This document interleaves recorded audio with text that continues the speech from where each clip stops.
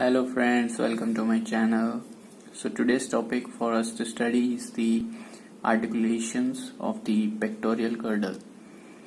As everybody knows that what is clavicle, what is sternum, and what is the scapula. Okay, these three are important terminologies in this chapter. So joints of the pectoral girdle connects the clavicle with the scapula and the sternum. जो हमारा clavicle है वो scapula से कैसे चिपका हुआ है? How is it joined with the scapula and how is it joined with the sternum? That two joints we are going to study today. So as you can see here, this is our clavicle. And the clavicle is getting joined with the sternum, the manubrium of the sternum. Manubrium is the part of the sternum, so we say it as the sternoclavicular joint because both are getting joined at point, and this point is the sternoclavicular joint. Okay. The question asked here is what is the stuff present inside this sternoclavicular joint between the clavicle and the sternum?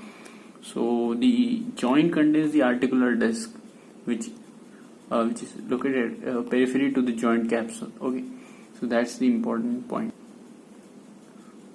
Nextly, we can see here that the joint capsule is strengthened. It gets the strength from which all ligaments. So this colorful pinkish and the greenish ligament I have shown here. As you can see, the pink ligament is between the sternum and the clavicle. So we can say this as sternoclavicular ligament, as I have also mentioned here. Sternoclavicular ligament, as it is anteriorly located, सामने की तरफ located है. So इसका नाम हो जाएगा anterior sternoclavicular ligament. इसी की तरह एक अगर पीछे की तरफ है, पीछे की तरफ होता है तो उसे हम बोलते हैं पोस्टीरियर. सो हो जाएगा पोस्टीरियर स्टर्नोक्लाविकुलर लिगामेंट. अभी हम आ जाते हैं ये हरी वाली पे. जो ग्रीन वाली है वो एक ही साइड मतलब एक ही होती है. And you can see here that this is the clavicle. अगर ये क्लाविकल है तो इसके नीचे जो होगा वो होगा obviously it will be the first rib, and ribs are the parts of the costal rib cage. Costal बोलता है. So this is the first costal rib. So we can say that this is costoclavicular ligament, this green one. Okay, दोनों side में होता है क्योंकि दोनों side में clavicle होता है, and obviously costal ribs also. And this yellow one you can see here. Yellow one is the interclavicular ligament. Now why the name is given interclavicular ligament? क्यों इसका नाम interclavicular ligament है? Obviously inter means बीच में. किसके बीच में? सो दो क्लैविकल्स के बीच में का लिगामेंट है. सो ये एक क्लैविकल हो गया लेफ्ट साइड का, ये क्लैविकल हो गया राइट साइड का, और दोनों के बीच में ये लिगामेंट होता है. तो that's why the name is given interclavicular ligament. और यही तीन लिगामेंट्स की वजह से जो हमारा क्लैविकल है वो मूवमेंट करता है.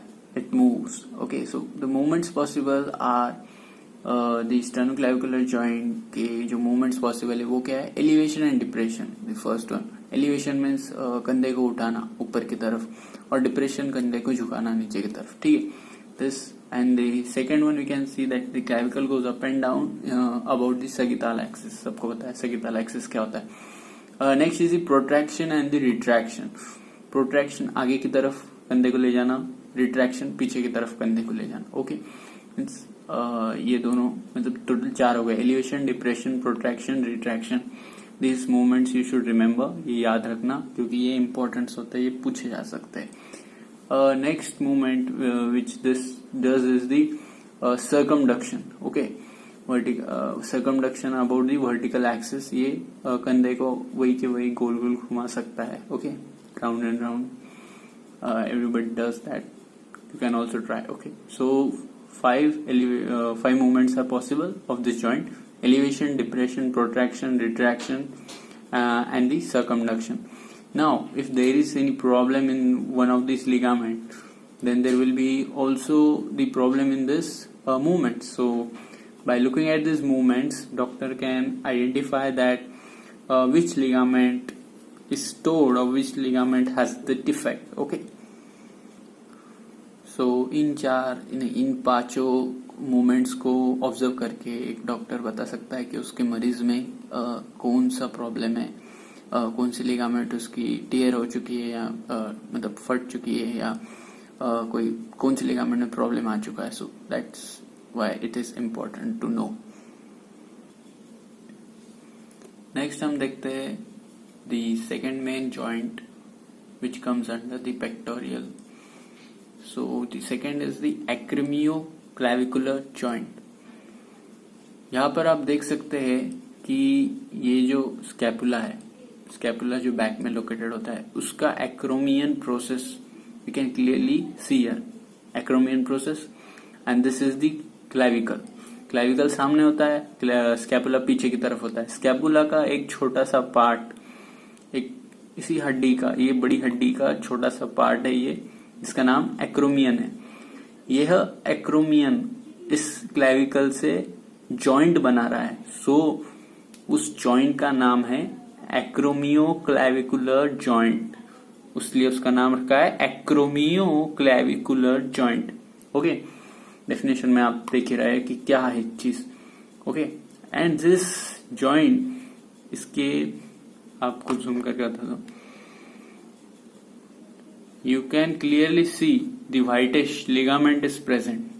ओके, इसका मतलब ये हड्डी दोनों एक नहीं है, इसके बीच में गैप है और वो गैप फिल हुआ है इस लिगामेंट के द्वारा.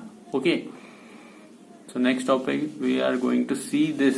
दिख रहा है, we can clearly see the acromioclavicular ligament present.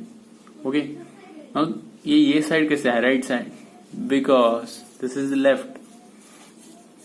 Now जो फर्स्ट हमने देखा वो था राइट हैंड, जो सेकंड हम देख रहे हैं वो है left hand. So don't get confused. Okay, this is of left hand. So left humerus दिखाई दे रहा है, ये होगा लेफ्ट स्कैपुला. लेफ्ट स्कैपुला का ये है लेफ्ट एक्रोमियन प्रोसेस.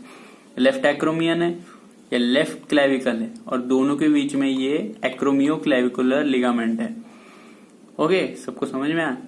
ये तो हुई फर्स्ट लिगामेंट, किसकी, एक्रोमियोक्लैविकुलर जॉइंट की फर्स्ट लिगामेंट. सेकेंड लिगामेंट देखिए, ट्रेपेजॉइड लिगामेंट दिखेगी. ये है trapezoid process of the scapula. जैसे ये एक्रोमियन था, एक्रोमियन की छोटी सी हड्डी निकल प्रोसेस है जो कि निकल रही है, स्कैपुला का ही पार्ट है. उसी तरह ट्रेपेजॉइड है. Okay, the trapezoid ligament, you can see the conoid ligament. Okay, this pinkish conoid ligament. So, here we come to an end. Please do like, share and subscribe my channel. And do read the books and the content of this topic. Bye.